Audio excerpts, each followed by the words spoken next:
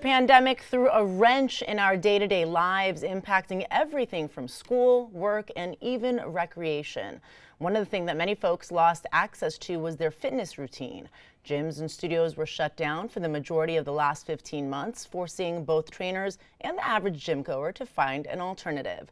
That's why in this edition of Startups with Sanaz, we're speaking with one of the co-founders of an app called Playbook, a fitness platform that allows both trainers and regular folks to connect in any environment, not just the gym.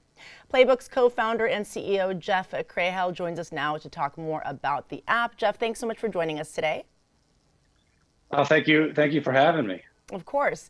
Now, the world of fitness was turned completely upside down during the pandemic, and a lot of online options for fitness started popping up. Talk to us about what Playbook is and how it kind of sets itself apart from other fitness subscription apps that are out there.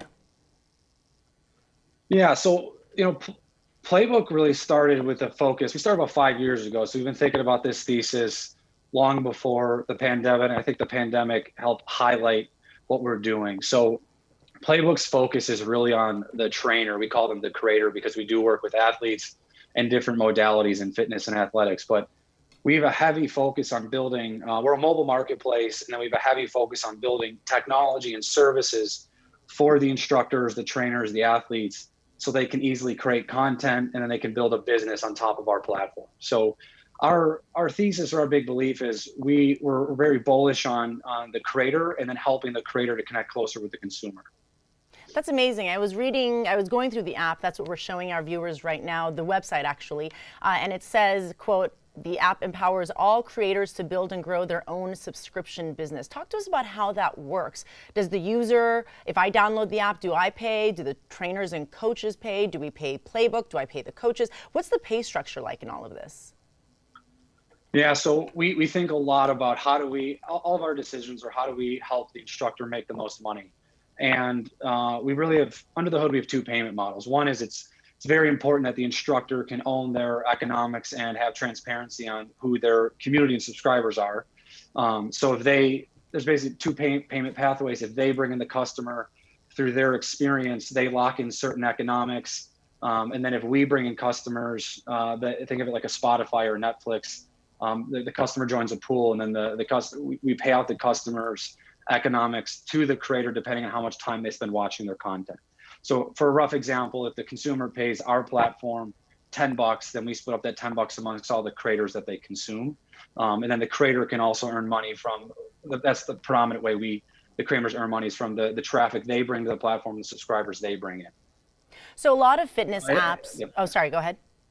And I was saying that all that's bucketed under a consumer. So the consumers pay a subscription. Consumers can come in two pathways, and then we split the economics. We give 80% of the economics to the creators.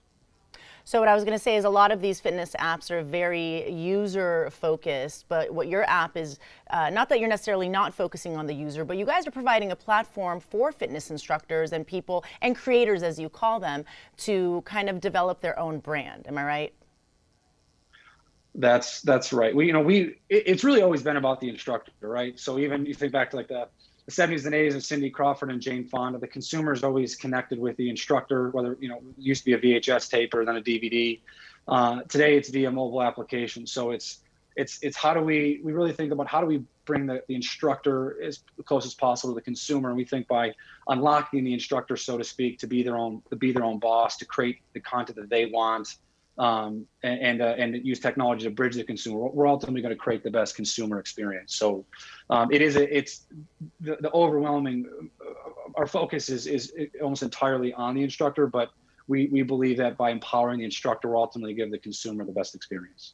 It's wonderful because there are so many people that, there's a lot of studios when you go to big cities like San Francisco, New York, Los Angeles, there's a lot of gyms and a lot of studios.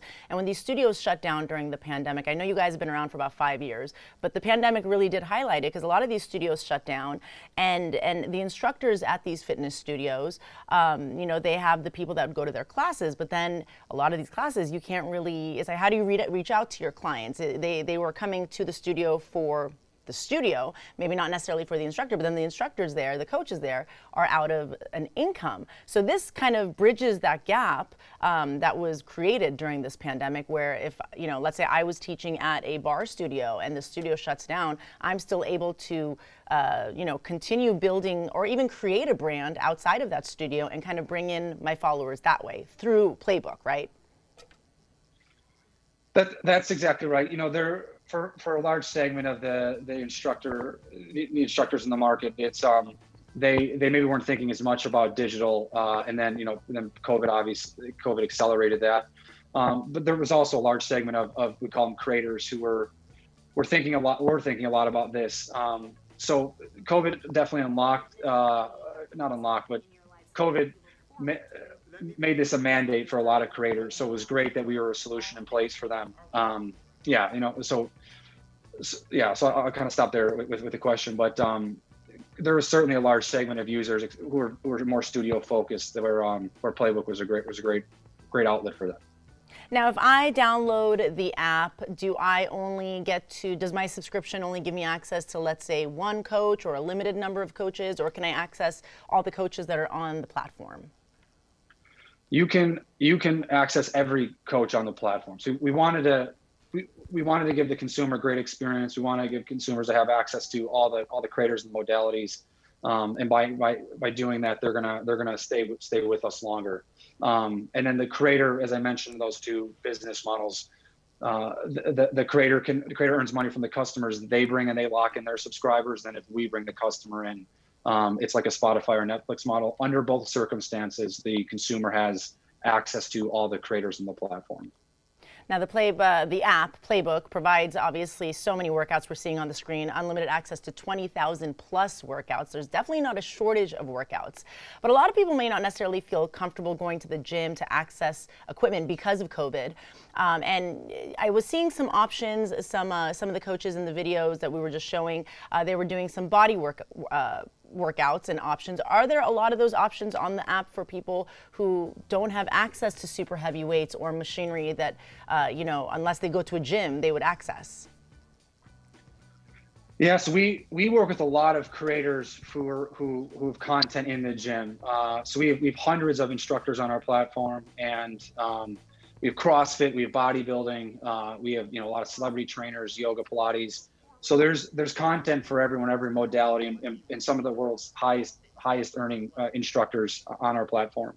And then if you think, because the creator has control, the creator is positioning their content to also cater to both people at home and in the gym. And that's one of the beauties of our platform. Because the creator doesn't have to go into a studio and film, they can say, hey, I'm getting a lot more questions from my customers through the application that they're starting to go back to the gym, so I want some more in the gym content. Or for example, what happened with COVID is we did have a lot of just CrossFit or bodybuilding type trainers who were exclusively gym type content, and then when COVID took place, they started repositioning their content to cater to the at-home consumer. So we have a lot of content for everybody, and then because our tools are so easy for the creator, they're able to position their content around the demand from the customer. Yeah, it's all been really a matter of adapting to everything. Now, Jeff, the creators on the app, as you mentioned, aren't just trainers or athletic coaches. There are a lot of influencers and a lot of celebrities. With those kinds of names, some people who want to join Playbook as a creator may not feel like their brand is big enough. Is Playbook looking for anything specific in terms of a creator, and how does Playbook, I guess, contribute to building a brand if, let's say, someone doesn't have as large of a following as some of the people that are already on the app? Yeah, that's a great question.